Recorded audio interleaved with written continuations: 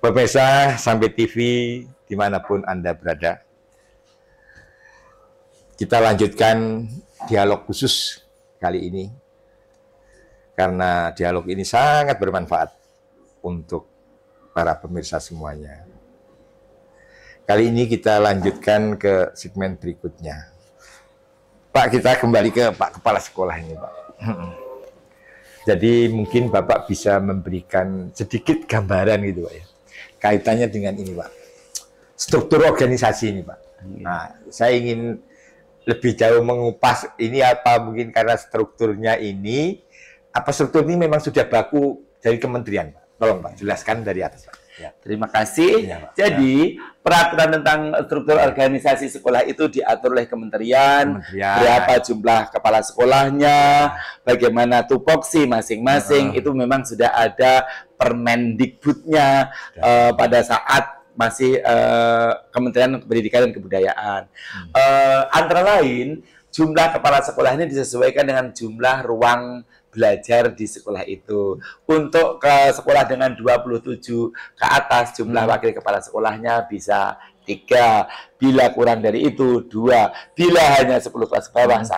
Nah, SMP Negeri 1 Sampit mengelola program ini, kepala sekolah selalu berkoordinasi dengan komite sekolah, yang alhamdulillah komite sekolah di sekolah ini betul-betul mandiri untuk mengelola manajemennya, dan isi kegiatannya adalah melayani program ajuan bantuan sekolah.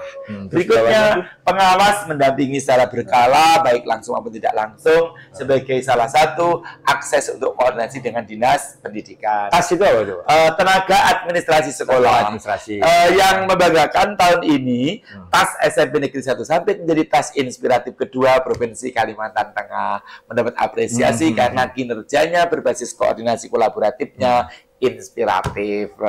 Berikutnya, wakil kepala sekolah kesiswaan nanti akan memaparkan bagaimana sih ekstrakurikuler di SMP 1 ini kok menarik orang tua luar biasa. Bagaimana sih anak-anak kok tidak mau pulang sampai sore karena kecintaannya dengan ekstrakurikuler. Itu kesiswaan, Pak ya? Itu kesiswaan. Dengan Bu Yuli nanti. Dengan Bu Karyati.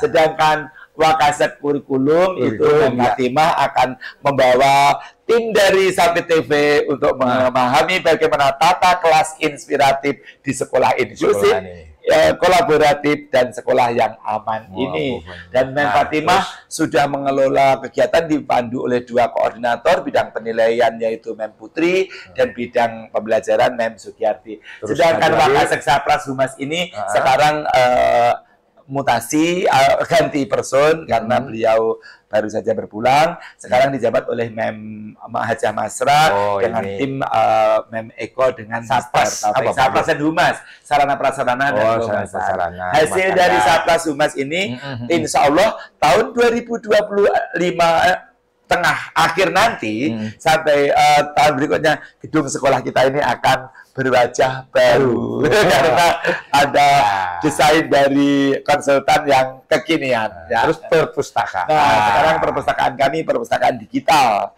Jadi anak-anak memiliki akses untuk membaca berbagai buku sumber, buku bermutu melalui HP masing-masing yang diakses oleh perpustakaan sekolah. Laboratorium ini sekarang ini ada 2, Bapak. Pengembangannya laboratorium komputer dan laboratorium IPA untuk praktek anak-anak. Sedangkan layanan sekolah ramah anak dan TPPK, tim pencegahan dan penanganan kekerasan di sekolah, itu dipandu oleh tim BK Ibu Nur Hayati. Ada 28 wali kelas. Jangka panjangnya akan jadi 30 wali kelas. Kalau ruangan kelasnya sudah ideal, berarti animo masyarakat ke SMP ini akan agak terfasilitasi. Terakhir, guru maba kami insya Allah sudah linier semua, profesional, sehingga pembinaan bidang akademik. Totalnya berapa sih, Pak? Total gurunya 48 guru, 48 dengan tenaga administrasi dan lain-lain itu 70. Itu termasuk tukang kebun, keamanan, semuanya. Sekarang untuk membuktikan tadi kan katanya berapa sih Pak perempuannya, Pak? Jumlah perempuan sekarang ini lebih banyak daripada laki-laki. Iya, dari situ kan kelihatan itu, Pak. Ya, ini Kartini semua. Dulu laki-lakinya itu agama 2, PPKN 1, apa itu bahasa Indonesia 1, matematika 1, IPA tidak ada, IPS tidak ada, olahraga 2, dan seni tidak ada, TIK 1. Hanya 10. Dari 70, 10, 60. Yang lainnya, kalau pegawai atasnya memang banyak yang laki-laki karena keamanan, kebersihan, terus keamanan malam itu banyak yang laki-laki. Katin banyak perempuan, kemudian pegawai administrasinya juga banyak yang laki-laki. Enak mana sih Pak, mimpin perempuan sama laki, Pak? Kalau menurut Bapak, Pak? Selama ini saya selalu bertemu orang-orang yang kaya hati. Saya selalu 10 sekolah yang saya bersamai itu selalu bertemu. Ketika dulu bertugas di SMP Kota Besi dengan banyak bapak-bapak, mencapai prestasi sampai ke nasional, bahkan internasional. Ketika di SMP negeri sebelumnya, demikian. Di SMP 1 dengan banyak ibu-ibu, ada kenyamanan. Kenyamanan yang luar biasa adalah kami melaksanakan open management.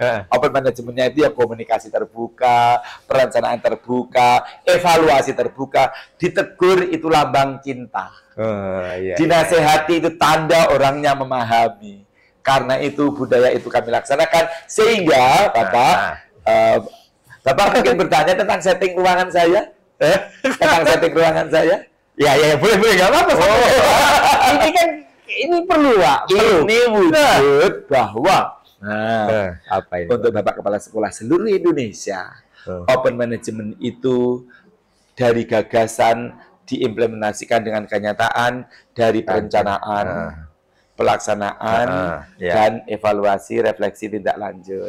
Pelaksanaannya salah satunya adalah tata ruang kerja yang kolaboratif.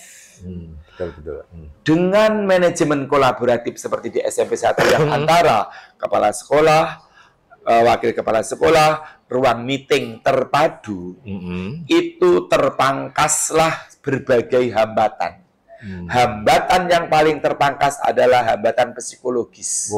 Tidak ada lagi guru, tim sekolah ini yang merasa takut, tidak enak hati untuk melakukan koordinasi karena semua dinding yang membatasi itu dipangkas. Yang kedua, dengan adanya tata ruang yang terbuka, terpadu antara kepala sekolah dan seluruh jajaran ini, membuat komunikasi efektif, yaitu kepala sekolah tidak lagi kerepotan untuk melakukan hal-hal pemantauan, pendampingan, pembimbingan.